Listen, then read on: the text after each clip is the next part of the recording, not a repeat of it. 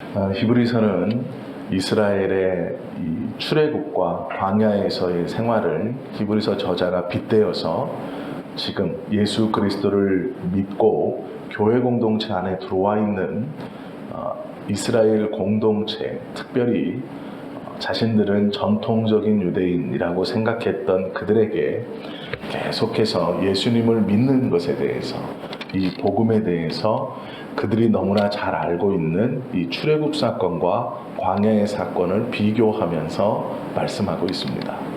그러면서 계속 경고하기를 불순종으로 인하여 들어가지 못했다. 하나님의 말씀이 없었던 것이 아니고 들려졌지만 그들은 순종하지 못함으로 마음이 강팍해 됨으로 하나님을 경록해 하여 약속의 땅으로 들어가지 못했다라고 몇 번씩 짧은 3장 안에서도 반복하는 것을 보게 됩니다. 그 이유는 영혼들을 사랑하는 마음 없이는 불가능한 것이죠. 이스라엘 백성들에게 가장 걸림이 되고 듣기 싫은 말 중 하나가 광야의 불순종 사건입니다.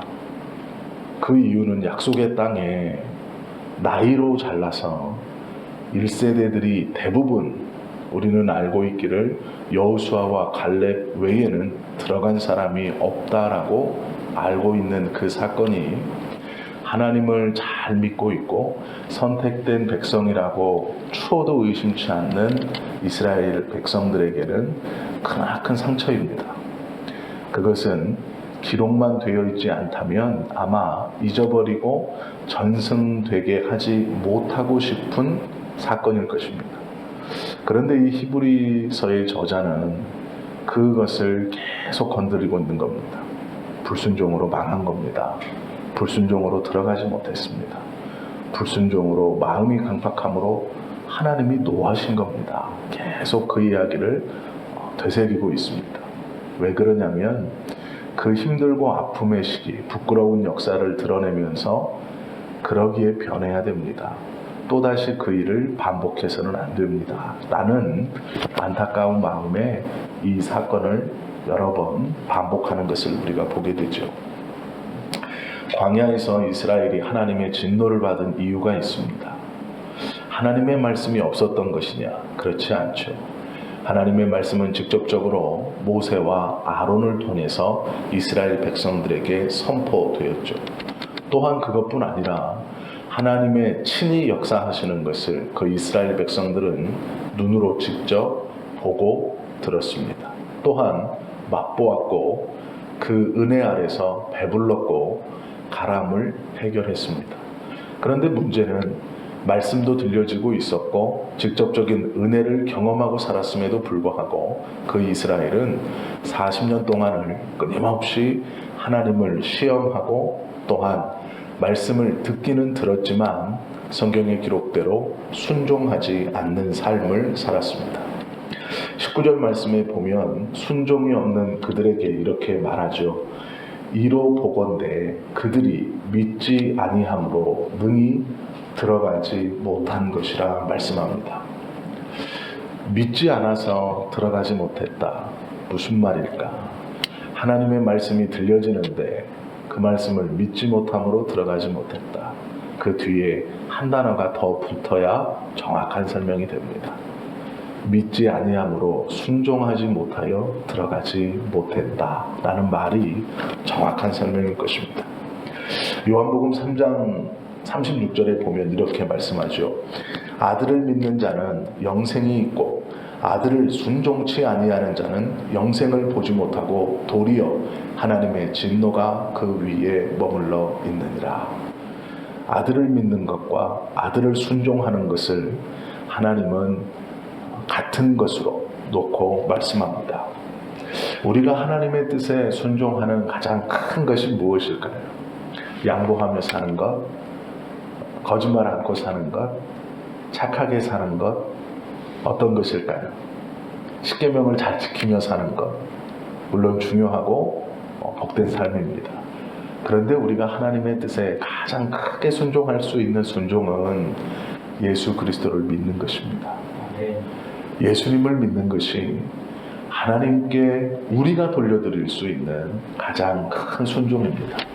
왜 그러냐면 그 예수 그리스도를 믿는 것으로 하나님의 말씀을 확신할 수 있고, 그 예수 그리스도를 믿는 것으로 하나님의 말씀에 순종할 수 있는 기초석이 예수 그리스도이기 때문에 그렇다라는 것이죠.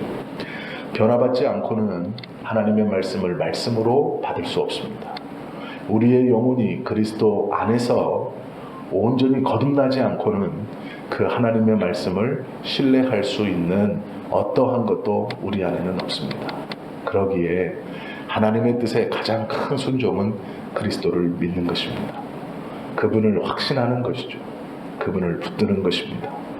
그 믿음의 바탕 위에 순종이 일어날 수 있는 것이죠. 예수님을 믿는 자들에게는 영생이 있고 부활이 있다고 말씀해주고 있습니다.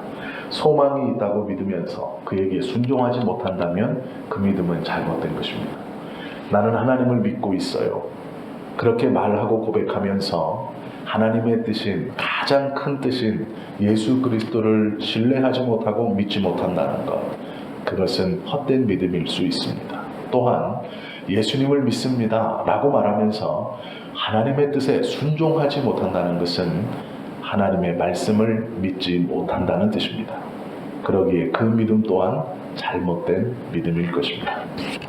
하나님의 말씀을 들을 때에 우리가 주의해야 할 게 있습니다. 그것은 하나님의 말씀을 듣는 자의 자세입니다. 이스라엘 백성들은 광야에서 하나님의 말씀을 들었습니다. 그런데 그들은 성경의 기록대로라면 마음을 완고하게 하고 강팍하게 했습니다. 그리하여 하나님의 말씀을 듣기는 듣되 마음이 완고하고 강팍하게 됨으로 말미암아서 하나님의 말씀을 들었지만 순종으로까지 나아가지 못했습니다. 강팍한 마음으로 들을 때 그 마음밭에 어떻게 하나님의 말씀이 떨어져 좋은 열매를 맺겠습니까? 그것은 불가능한 것이죠. 하나님의 말씀을 그럼 어떻게 들어야 합니까? 귀로는 듣지만 마음으로 받으라 라는 것이 첫 번째입니다. 세상 말은 잘 알아듣고 대단한 흥미를 느끼지만 하나님의 말씀은 답답하고 고루하고 뻔한 것이다 라고 생각한다면 그 사람은 세상의 귀를 가졌다고 봐도 무방합니다. 하나님의 말씀을 듣는 귀는 할례받은 귀이어야 합니다. 할례받는다는 것이 무슨 뜻입니까? 라고 되물을 수 있지만 할례란 말은 회개한 사람의 귀를 말합니다. 회개가 일어나지 않고는 주님의 말씀을 온전히 들을 수 없습니다. 들을 길을 갖지 못한다라는 것입니다. 하나님의 말씀을 들어도 깨닫지 못하고 혹 깨달아도 순종으로 나아가지 못합니다. 하나님께 회개를 거부함으로 마음이 완악해진 사람에게는 그 귀가 닫혀 하나님께서 말씀을 듣지 못하게 하십니다. 마태복음 13장 14절에 보면 이사야의 말씀을 인용해서 예수님께서 이렇게 가르치십니다. 너희가 듣기는 들어도 깨닫지 못할 것이요 보기는 보아도 알지 못하리라. 이 백성들의 마음이 완악하여져서 그 귀는 듣기에 둔하고 눈은 감았으니 이는 눈으로 보고 귀로 듣고 마음으로 깨달아 돌이켜 내게 고침을 받을까 두려워함이라 말씀하고 있습니다. 귀로 듣지만 마음으로 받아 돌이킬 수 있는 자, 그것이 바른 사람입니다. 두 번째는 마음으로 듣고 귀로 듣고 마음으로 받는 것이 첫 번째이고, 두 번째는 할례받은 마음으로 들어야 한다라고 말씀합니다. 신명기 10장 16절에 보면 이런 말씀이 있습니다. 그러므로 너희는 마음의 할례를 행하고 다시는 목을 곧게 하지 말라 명령합니다. 목을 곧게 했다는 것은 교만하다는 뜻이죠. 교만을 가지고 하나님의 말씀을 들으면 그 말씀에 순종할 수 없다라는 것이죠. 듣기는 들어도 순종으로 나아갈 수 없다라는 것입니다. 오늘 본문 17절에 보시면 40년 동안이나 계속해서 이스라엘은 하나님을 경노케 했다고 말씀하고 있습니다. 믿지 않았다고 말씀합니다.